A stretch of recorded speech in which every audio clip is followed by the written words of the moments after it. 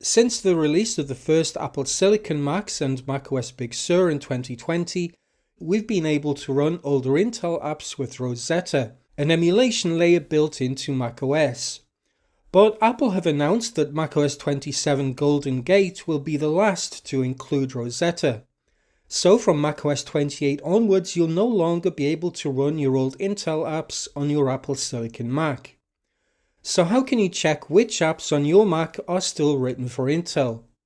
Well, for a specific app, you can just right-click on the icon and select Get Info. Now you can see the app's architecture here next to Kind. This one, Handbrake, for example, is a universal binary, so it'll run on both Intel and ARM.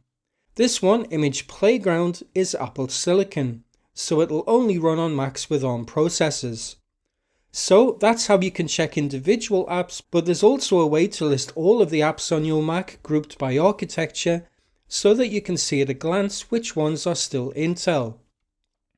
To do this, click here on the apple at the top left. Now if you hold down the Option or Alt key, you'll see that About This Mac changes to System Information. Click System Information, then when it opens, click on Applications here on the left under Software. This will give you a list of every application that's installed on your Mac. Here in the right column under Kind, we can see the app architecture: iOS, Apple Silicon, Universal or Intel.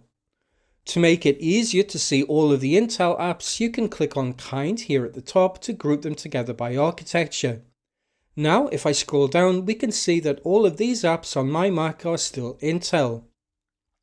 If you see apps listed as Intel, then you'll need to find an alternative before macOS 28 because they'll no longer run.